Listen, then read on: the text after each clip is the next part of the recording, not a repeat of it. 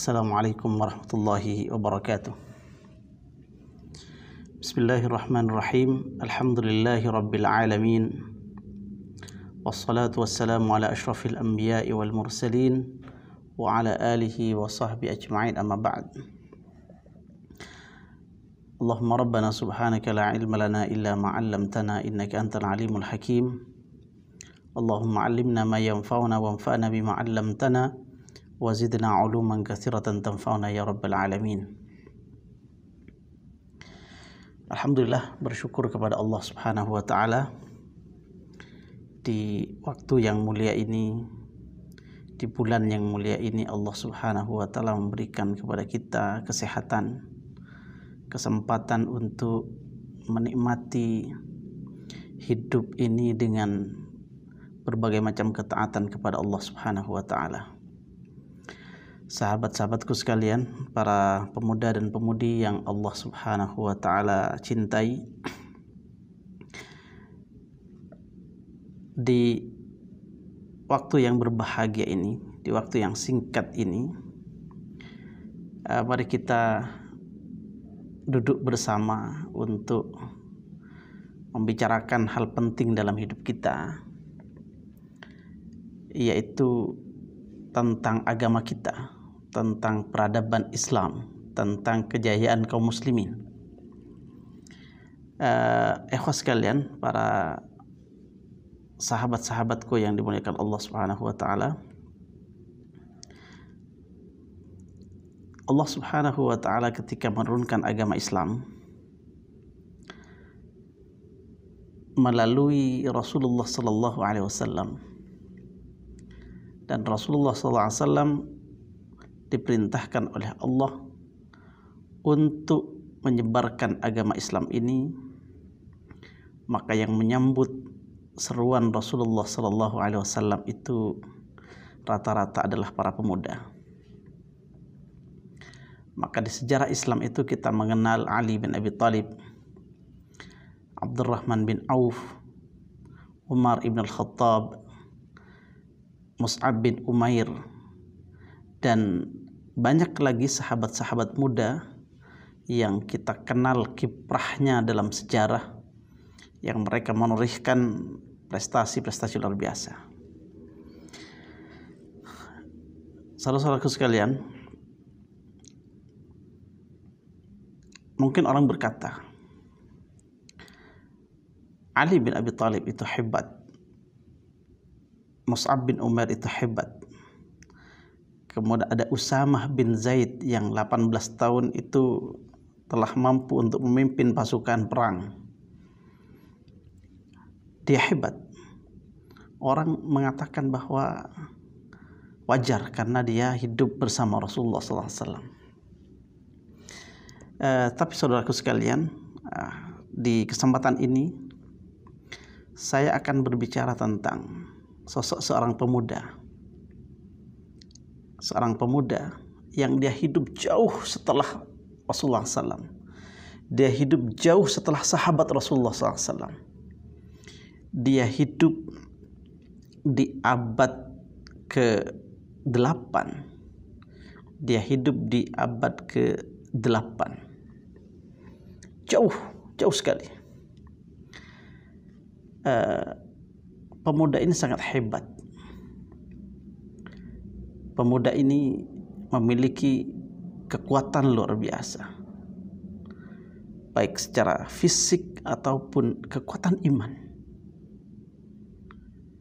Pemuda ini kemudian yang di tangannya kaum muslimin bangkit dan mendapatkan kejayaannya. Di tangannya Islam itu menyebar sampai ke Eropa, sampai ke Asia, sehingga tidak ada lagi nanti yang mengatakan bahwa orang-orang hebat itu hanya ada di zaman sahabat.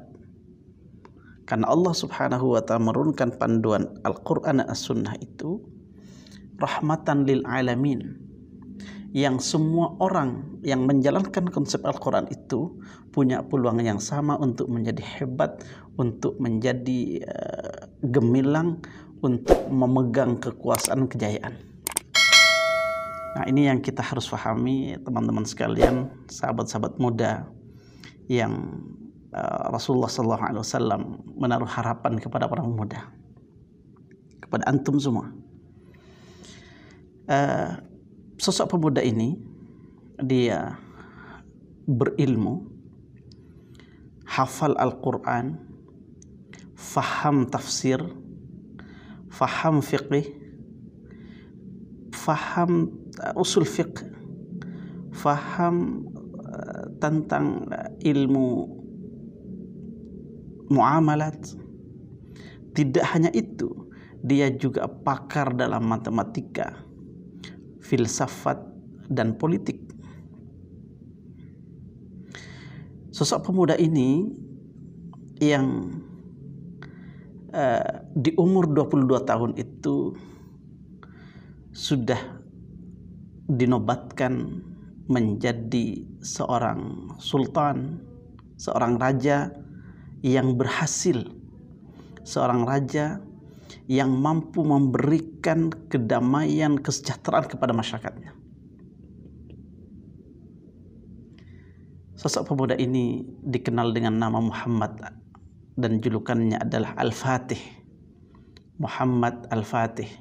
Kalau kita baca sejarah itu biasanya disebut dengan Mahmud II, Sultan Mahmud II, Sultan Muhammad II. Muhammad Al-Fatih, sosok pemuda yang dia diberikan kabar gembira oleh Rasulullah SAW, sehingga julukan beliau juga adalah Sahibul Bisyarah, seseorang yang mendapatkan atau memiliki al-bisyarah, kabar gembira. Karena pemuda inilah yang kemudian nanti mampu menaklukkan, membebaskan Konstantinopel. Hari ini adalah Turki, di bawah Kesultanan Turki Utsmani. Pemuda 22 tahun. Dia mulai 18 tahun sudah menjadi sultan. Kemudian 22 tahun kemudian menjadi sultan yang diakui kesultanannya oleh seluruh dunia. Kalau kita umur 2 tahun itu menjadi apa? Apa yang bisa dilakukan oleh kita? Apa yang kita kuasai? Nah, karena itu, sahabat muda sekalian, mari kita menelusuri jejak kehidupan Muhammad Al-Fatih ini. Bagaimana dia bisa menjadi orang yang hebat, yang otaknya cerdas, hatinya lembut, spiritualnya kokoh, imannya kuat, ilmu agamanya mendalam, hafal Al-Quran, mampu menaklukkan Konstantinopel. Itu bagaimana dia bisa seperti itu? Siapa yang berperan? Bagaimana tahapannya? Nah, itu yang akan kita pelajari. Teman-teman sekalian Allah Subhanahu wa taala, Muhammad Al-Fatih ini lahir pada tahun 833 Hijriah. Atau bertepatan dengan 1429 Masehi. Dia wafat pada tahun 886 Hijriah atau 1481 Masehi. Nah, teman-teman sekalian Allah Subhanahu wa taala, 8 abad sebelum kelahiran Al-Fatih, Rasulullah SAW itu bersabda di hadapan para sahabatnya. Ingat sabda ini? Latuftahanna al-Qustantiniyatu falani'mal amiru dhalikal amir walani'mal jaishu dhalikal jaish. Konstantinopel itu akan dibebaskan, akan dibuka, akan dimerdekakan. Dan yang memerdekakan Konstantinopel adalah panglimanya, pemimpinnya adalah sebaik-baik pemimpin, dan pasukannya adalah sebaik-baik pasukan. Hadis ini dengar oleh sahabat, diriwayatkan oleh sahabat kepada tabi'in dan generasi-generasi setelahnya. Sudah banyak yang ingin mencoba mewujudkan hadis ini. mulai dari Khalifah Maslamah bin Abdul Malik. Ketika mendengar riwayat ini, dia langsung menyiapkan pasukan untuk membebaskan Konstantinopel. Ada sahabat Abu Ayyub Al-Ansari ikut andil yang saat itu umurnya sudah sangat tua, karena ingin mendapatkan keberkahan dan kebaikan sesuai dengan kabar gembira di hadis itu. Tapi sepanjang 8 abad itu tidak ada yang mampu menembus benteng Konstantinopel. Tibalah nanti seorang pemuda ini, Muhammad Al-Fatih, yang dia ditakdirkan oleh Allah untuk menembus benteng yang kokoh Konstantinopel itu. Nah, teman-teman sekalian Allah Subhanahu wa taala, bagaimana Muhammad Al-Fatih itu tumbuh menjadi pribadi yang lengkap keterampilannya, lengkap keilmuannya, lengkap seluruh keahliannya. Akhlaknya bagus, ilmunya kuat, strategi perangnya mantap, wibawa, dan dia menguasai banyak bahasa. Bagaimana bisa sampai di situ? Mari kita lihat. Kesultanan Utsmani itu, teman-teman sekalian, memiliki sebuah tradisi. Kesultanan Utsmani itu, khalifah-khalifahnya, sultan-sultannya itu memiliki sebuah tradisi, yaitu membuat halaqah-halaqah taklim diniyah untuk belajar agama bagi anak-anak mereka ketika sudah berumur 5 tahun. Ya, kalau sudah berumur 5 tahun itu dikumpulkan untuk anak-anak mereka, kerabat-kerabat kesultanan itu, dan diajarkan agama, dikenalkan agama, dikondisikan sebelum anak-anak ini nanti diserahkan kepada guru-guru, syekh-syekh, para ahli ilmu yang mumpuni ilmunya untuk menerima ilmu-ilmu mereka. Nah, itu dikondisikan, di kesultanan itu diperhatikan. Termasuk ayahnya Muhammad Al-Fatih, Sultan Murad II. Sultan Murad II itu, Masya Allah, memperhatikan Al-Fatih luar biasa. Memperhatikan Al-Fatih itu dengan penuh perhatian.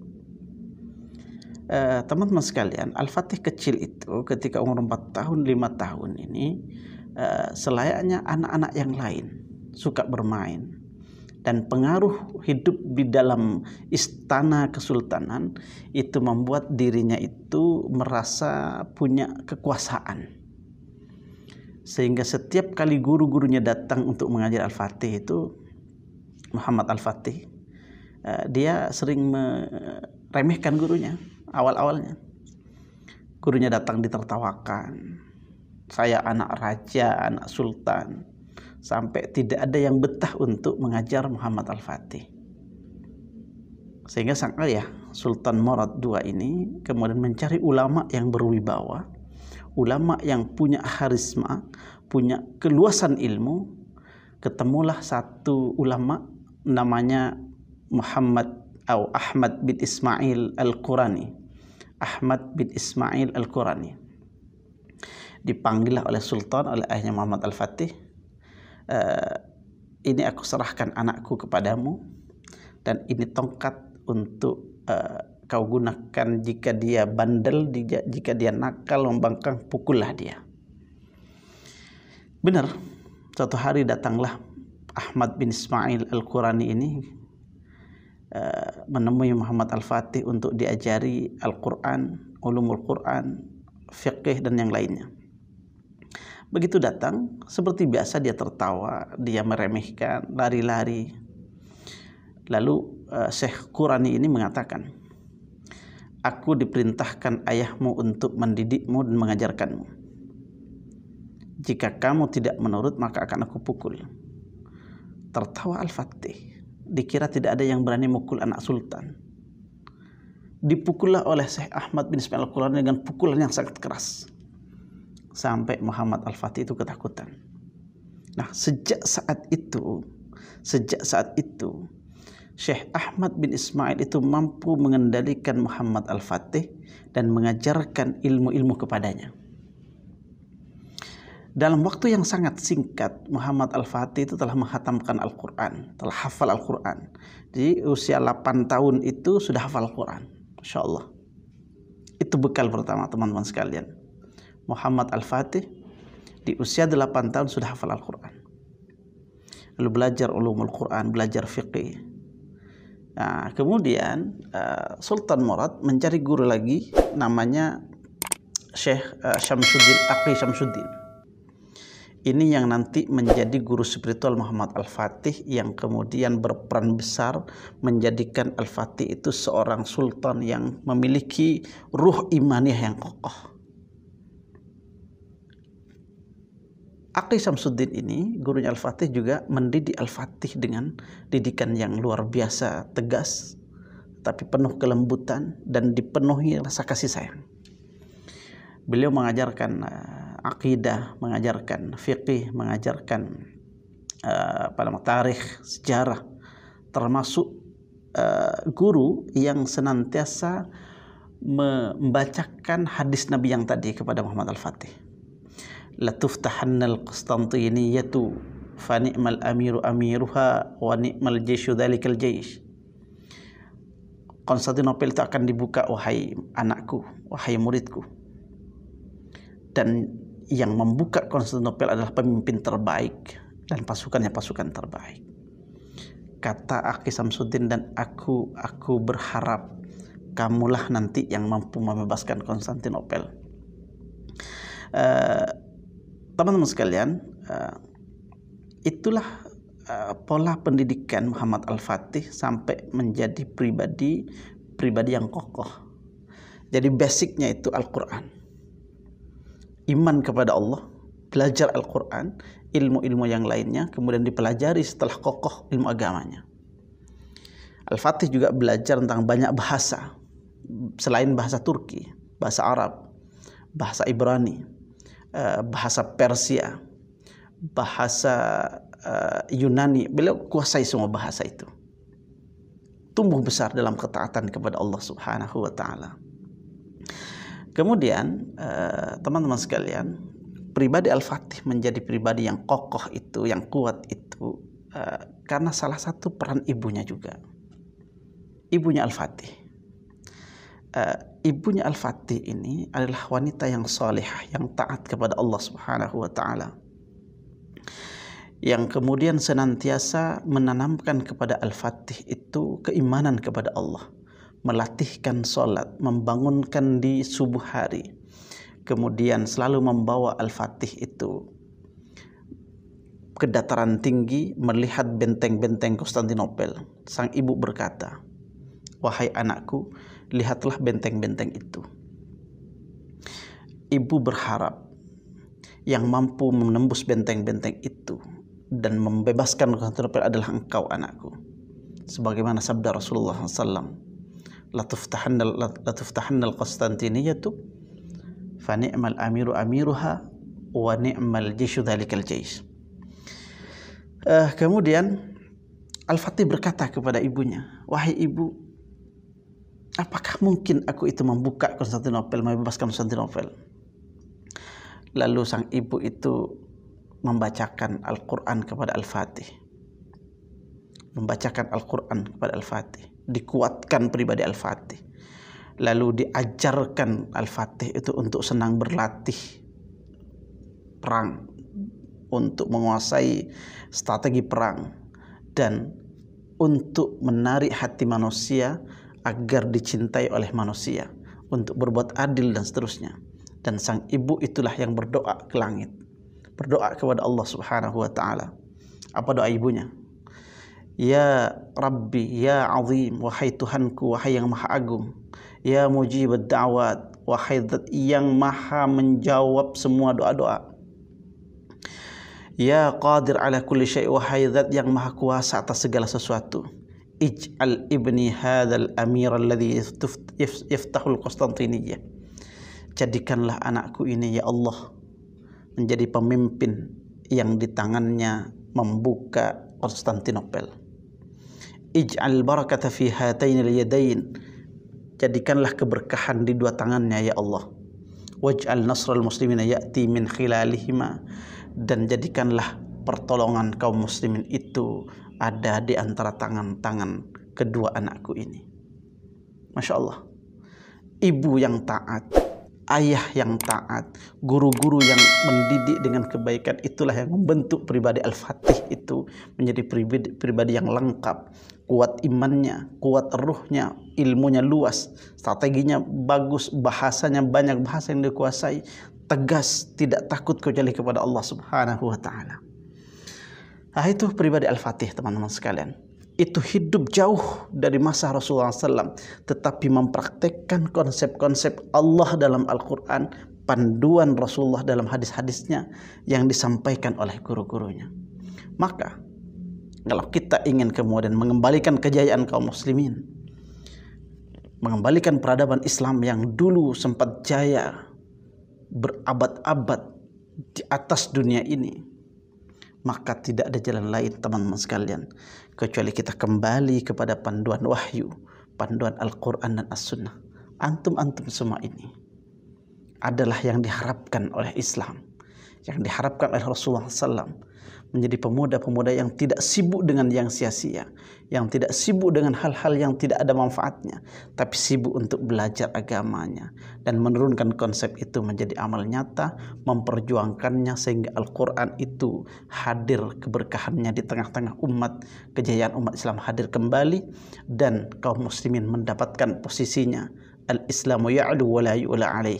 Islam itu tinggi dan tidak ada yang lebih tinggi daripada Islam. Izzah itu kita hadirkan kembali, semangat kita kobarkan kembali. Harus lahir Muhammad Al-Fatih baru untuk mengembalikan kejayaan kaum muslimin. Dan orangnya adalah kita, antum semua. Semoga Allah Subhanahu wa taala menguatkan hati kita, menguatkan iman kita, mengerahkan kita agar berjalan sesuai dengan panduan Al-Quran dan Sunnah.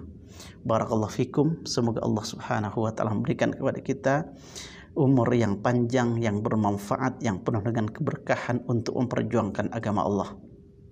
Aqulu qawli hadza wa astaghfirullah min qawlin bila amalin fastaghfiruhu innahu huwal ghafurur rahim. Assalamualaikum warahmatullahi wabarakatuh.